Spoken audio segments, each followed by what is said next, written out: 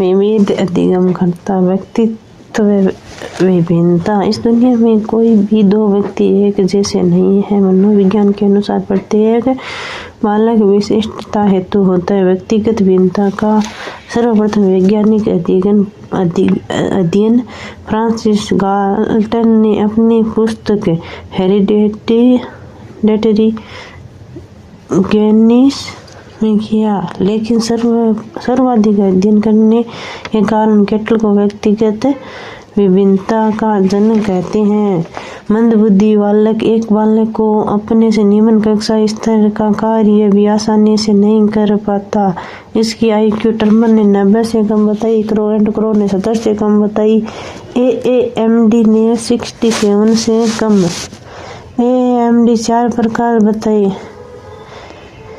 AAMD American मानसिक मंदता की परिषद ने मंदबुद्धि बालकों के 4 भागों में विभाजित किया। IQ 0 से 20। गहन मानसिक मंदता जीवन पर्यंत निर्भर रहते हैं। 21 से 35 गंभीर मानसिक मंदता निर्भर रहते हैं। 36 से 51 अल्प मानसिक मंदता प्रशिक्षण योग्य।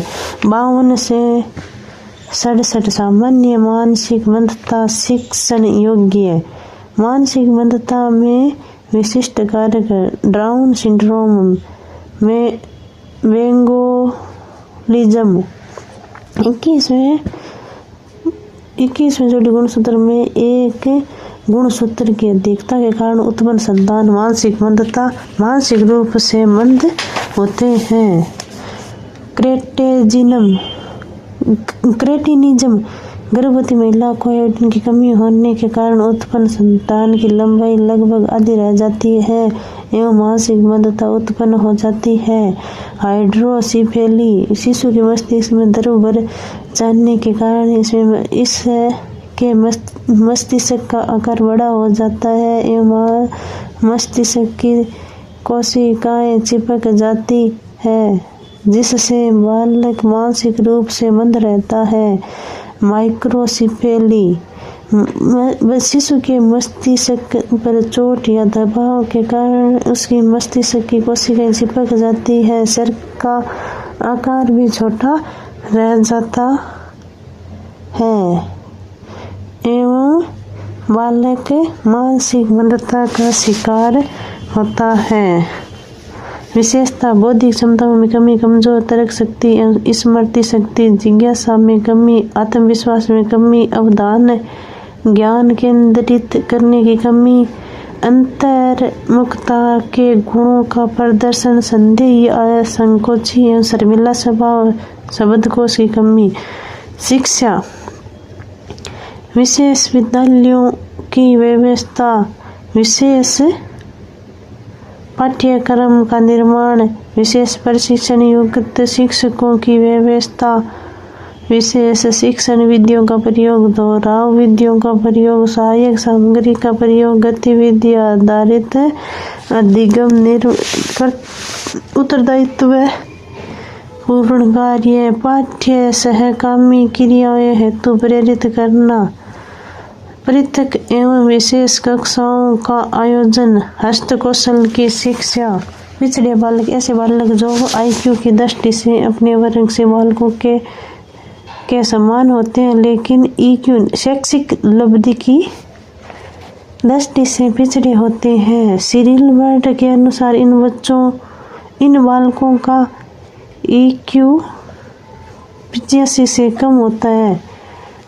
पिछड़ेपन 2 प्रकार के होते हैं। सामान्य पिछड़ेपन सभी विषयों में पिछड़े रह जाना, विशिष्ट पिछड़ेपन 1 या 2 विषयों में पीछे रह जाना। शिक्षा इन बालकों को पिछड़ेपन के कारणों को जानकर इन्हें दूर करने का प्रयास किया जाना चाहिए, अतः निर्देशनात्मक एवं उपचारात्मक शिक्षण की व्यवस्था करनी चाहिए। विशिष्ट असुविधाग्रस्त अलाभान्वित बालक ऐसे बालक जो निम्न आर्थिक सामाजिक वर्ग के कारण शिक्षा से वंचित रह जाते हैं असुविधाग्रस्त बालक कहलाते हैं। इसके लिए अन्य कार्य भी जिम्मेदार होते हैं, जैसे घर के आसपास विद्यालय नहीं होना, विद्यालय का दुर्गम कठिन रास्ता और दूर इन बालकों को भाषा का विकास नहीं हो पाता, साथ ही व्यवहारिक ज्ञान का भी अभाव पाया जाता है। शिक्षा इन बालकों के व्यवहारिक गुण विकसित किया जाना चाहिए। इस हेतु इन्हें हस्तक्षेपन की शिक्षा दी जानी चाहिए। इसमें भाषा विकास हेतु प्रयास किया जाना चाहिए। समस्यात्मक बाल अपराधी बालक मंद बुद्धि, औसत बुद्धि, प्रतिभाशाली या सृजनशील बालक की समस्यात्मक बालक हो सकते हैं।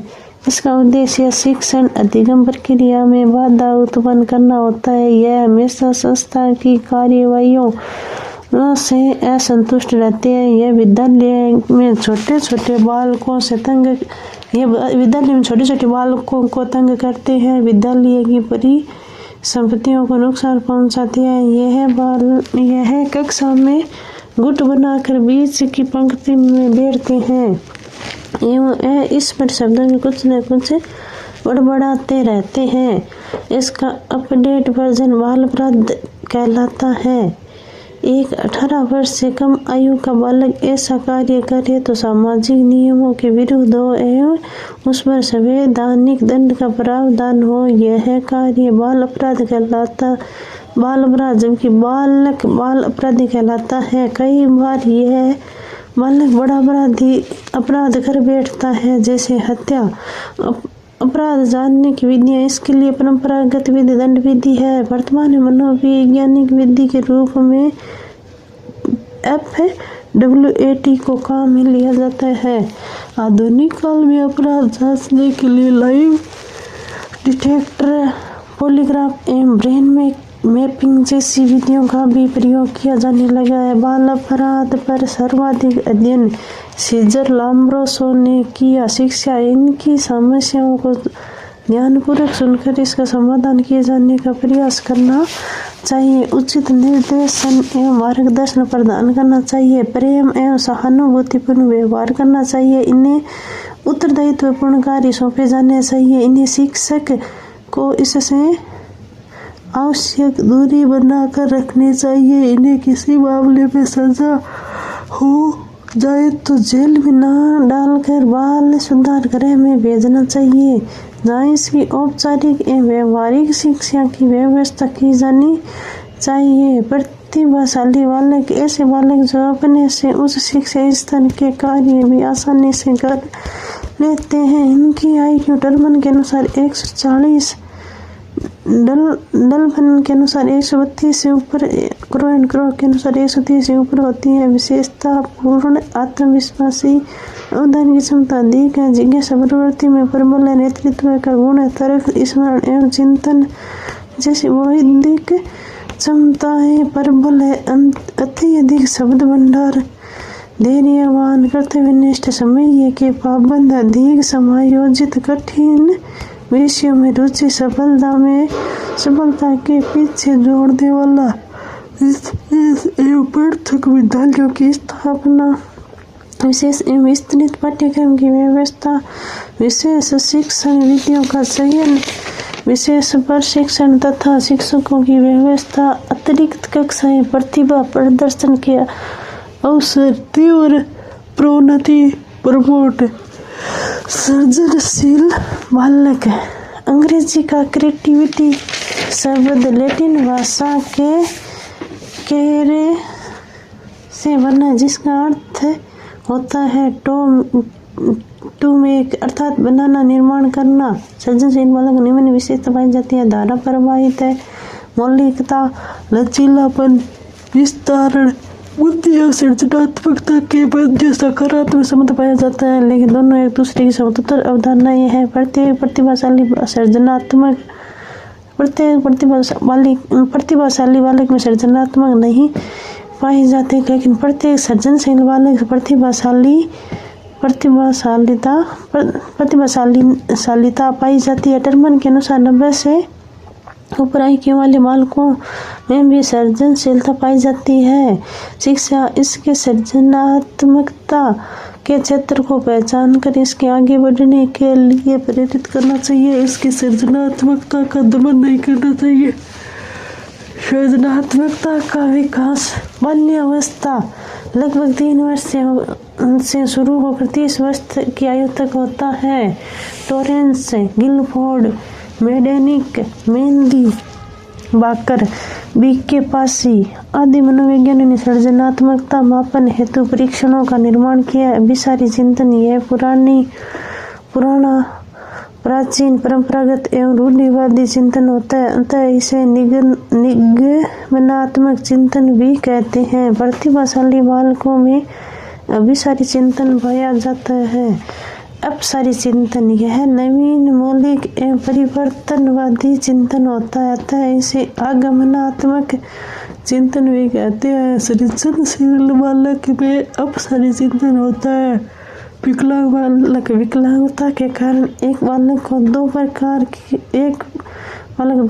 होनी चाहिए। प्राथमिक हानि, 2 प्रकार की हानि होती है। प्राथमिक हानि शरीर का जो जिस कारण कार्य के लिए बना है उसके द्वारा वह कार्य नहीं कर पाने से प्राथमिक हानि होती है। द्वितीय हानि, प्राथमिक हानि के कारण बालक में कुछ मानसिक रोग उत्पन्न हो जाते हैं, जैसे अवसाद, आत्महीनता, ग्लानि आदि। एक से प्राथमिक हानि की पूर्ति नहीं कर पाता, लेकिन बालक को विपरीत करके द्वितीय हानि से बचा सकता है। एक बहरा बालक आवश्यक रूप से गूंगा होता है, लेकिन एक गूंगा बालक बहरा हो ये आवश्यक नहीं है। दिव्यांग जन अधिकार अधिनियम 2016 पारित 27 दिसंबर 2016। इसने भारतीय निःशक्तजन अधिनियम 1995 का स्थान लिया। इसके विकलांगता के प्रकार 7 से बढ़ाकर 21 कर दिया, जिन्होंने 4 श्रेणियों में विभाजित किया गया। VH 10 बाधित, HIHH श्रवण बाधित, LD शारीरिक अक्षम, MR IDD मानसिक मंदता। शिक्षा एवं सरकारी नौकरियों में आरक्षण 3 से बढ़ाकर 4% कर दिया। शिक्षा अंधे बालक को ब्रेल लिपि से जबकि बहरे बालक को सांकेतिक लिपि से शिक्षा दी जानी चाहिए। विशेष एवं पृथक विद्यालय की स्थापना की जानी चाहिए। विशेष पाठ्यक्रम TLM सहायक सामग्री प्रशिक्षण युक्त शिक्षकों आदि का व्यवस्था की जानी चाहिए। सभी प्रकृति के बालकों को एक ही विद्यालय में शिक्षा देना समावेशी शिक्षा कहलाता है। समावेशी शिक्षा का तात्पर्य प्रत्येक वर्ग के बालकों को समान स्तर तक लेकर जाना होता है। अधिगम निर्योग्य, असक्षम, कठिनाइयों वाले बालक। अधिगम क्षमता शब्द का प्रयोग सर्वप्रथम 1963 में सेल्यूलर क्रिक ने दिया। अधिगम अक्षमता विकास की प्रकृति, यह जन्मजात होता है, यह स्थायी होता है, यह आंतरिक विकार होते हैं, यह मानसिक विकार होते हैं, यह मनोवैज्ञानिक विकार होते हैं, यह केंद्रीय प्रवृत्ति का तंत्र से संबंधित होते हैं। इससे ग्रस्त बालक की विशेषता उत्तेजनशीलता पाई जाती है, भावात्मक रूप से उग्र होती है, प्रत्यक्षीकरण में कमी होती है, अवबोध अर्थात समझने में कमी होती है, स्मरण शक्ति कमजोर होती है, ध्यान केंद्रित करने की क्षमता कमजोर होती है, योग्यता एवं उपलब्धि में अंतर पाया जाता है। प्रमुख विकार डिसलेक्सिया पठन भाषा संबंधी विकार है, जैसे शब्दों के अक्षरों की स्थिरता, उल्टे देना, मतबल पढ़ना, डी को बी पढ़ना। डिस्ग्राफिया लेखन संबंधी विकार, जैसे लिखते समय बोलना, अस्पष्ट शब्दों की बनावट। कैलकुलिया गणना संबंधी विकार, गणितीय विकार, जैसे कुछ विशिष्ट संख्याओं को पहचानने में समस्या।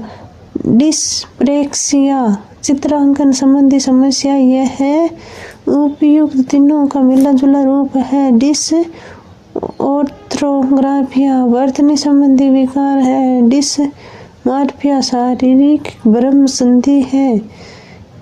इग्नेशिया, मेमोरी का लुप्त हो जाना, मेनिया, अति उत्साह या अति विषादी, मिथोमेनिया, आत्म प्रशंसा, झूठ बोलने की आदत, फोबिया, एक कारण डर लगना, ऑटिज्म, संलीनता, अपने आप में खो जाना, ओसीडी, मनोग्रस्तता, बाध्यता विकार, किसी विचार का मस्तिष्क से न हटना, एक ही कार्य को बार बार दोहराना, जैसे चोरी करने की आदत, तकिया कलाम, ADHD, अवधान न्यूनता, अति सक्रियता विकार, प्रधान केंद्रित करने में कमी, ध्यान केंद्रित करने में कमी, अत्यधिक क्रियाशील, आहार संबंधी विकार है, एनोरेक्सिया नर्वोसा, इस रोग से ग्रस्त किशोर वजन बढ़ने के डर से भोजन एवं कार्यों में कटौती करने लग जाते हैं, जबकि इनका वजन सामान्य से कम होता है। बुलिमिया नर्वोस, इस रोग से ग्रस्त किशोर पहले तो अधिक खा लेते हैं, फिर वजन बढ़ने के डर से या तो उस खाने को उगल लेते हैं, यहाँ अचानक अनावश्यक दवाइयों का सेवन करते हैं। BD, बिंज ईटिंग डिसऑर्डर, इससे ग्रस्त व्यक्ति का खाने पर नियंत्रण नहीं होता। यह तब तक खाए जाते हैं जब तक कि उसे कोई विकार नहीं हो। उपयुक्त तीनों विकार लड़कों की अपेक्षा लड़कियों में अधिक होता है।